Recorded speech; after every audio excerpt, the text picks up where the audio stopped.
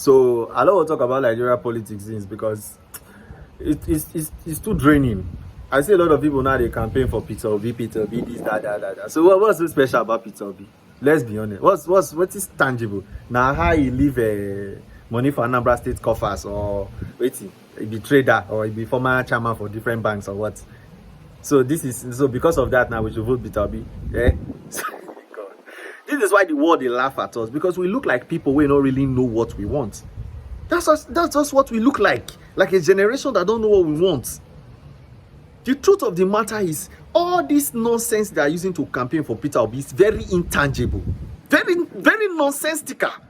You think say Nigeria they lack economic progress, or you think say Nigeria Buhari, for instance, the regime not make effort in industrialization and infrastructure? But the truth will always remain is Nigerians want to be ruled based on tribal lines and ethnic lines and religious lines. A lot of people, especially in my dispensation, they want to determine their future by themselves. The average Nigeria is crying for self-determination. And right now, what we are looking for is a leader that will give us the safe haven to decide our fate if we still want to run this nation as one people or we want to go our separate ways. That is what people are looking for. That is actually what is in the mind of 80% of everybody in Nigeria right now. Because we are not experiencing peace. There is stagnation. Nothing Peter Obi go come Nigeria call do now. We go make any difference from what Obasanjo do, or what Yar'Adua do, or what Goodluck do, or what Buhari do. No matter as long as they keep on running away from the solution, which is to give this generation an opportunity to decide their fate, their leadership will always be marred by problem and insecurity. The hearts of the people are crying for self-determination. The hearts of the people are crying for resource control. You are coming to tell us how you are a trader or how you are a businessman. They tell you it's an economic problem be our challenges. These are not our challenges. People want to take their destiny in their hands. The problem is Nigeria constitution as of now does not give room for referendum. Any leader that can come out boldly and say, yes, I want to be president because I want to give this generation an opportunity to decide their fate, if they still want to go on this journey as Nigerians or they want to go their separate ways. One thing I feel is some of these old leaders is as if you people don't want to grow up. Like you just want us to live in your thoughts. Unity favored you. Tell me which events don't happen or series of events in this country where don't happen, where don't bring this youth in my dispensation together to decide their fate. None. But in your generation, you had that opportunity. At least you had series of events that led to British say, okay, come together now. Oh yeah, Nigerians, our ancestors, they came together. They say, okay, let us run this Nigeria together. You had that. Una be like Papa when they force Pikin to be friends with another person Pikin. Not understanding the pain where your Pikin they face, the challenges. Allow your children to decide their friends. This is the challenge. Una want mostly they live on una thoughts. Sorry to say, I'm not tribalistic, but I'm telling you the current problem we are having.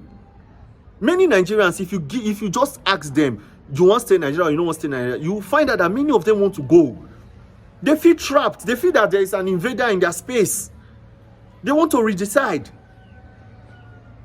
This is what we should be looking at, not coming to tell me about economic disease, unemployment, this. Now today, you will lose somebody who unemployment. Unemployment, they know they solve and finish. I feel sometimes most of you, these leaders, you just feel like you will live forever, that you forget that you will die and leave the responsibility of Nigeria on our shoulders. You will die and leave it. The truth of the matter is people want to decide their fate. We need a leader that will come, and the number one thing on his manifesto is referendum.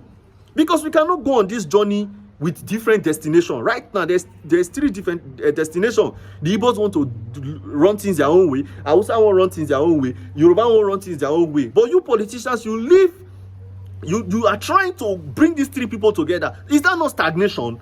Yoruba cannot move forward. Hausa cannot move forward. Igbo cannot move forward. Not be stagnation be that. So why will the country not be stagnated?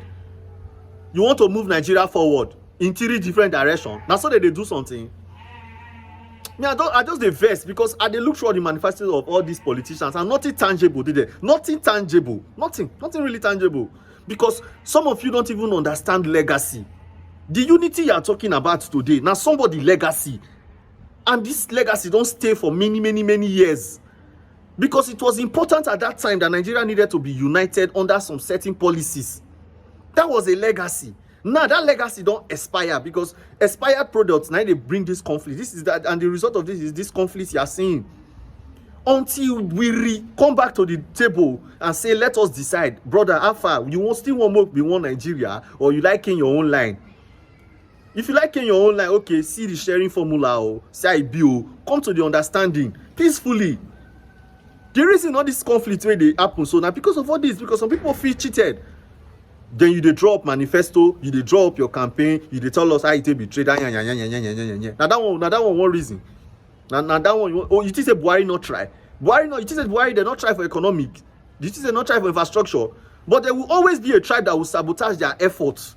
The same way if an Igbo man come, there will be a tribe that will sabotage their efforts, because the destination of an Igbo man is different from a Yoruba man. It's different from an Hausa man.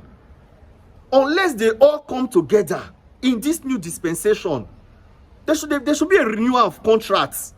Nigeria contract don't expire. Give people the opportunity to renew the contract. There is a big problem. You are afraid. What are you afraid of? What are you? Now this one make me see, if I become president, all these issues will they get it, they'll solve instantly. Because I don't like problem. Because if I take my life as an example, I know they like run things with person when they go the same direction where they go. Because of stagnation. Now stagnation, these are just basic things to understand. It has nothing to do with dividing the country or anything. Give people the opportunity. Put them for your manifesto. Not they tell us about trade. It be they sell from China. They import all these tomatoes. What's that?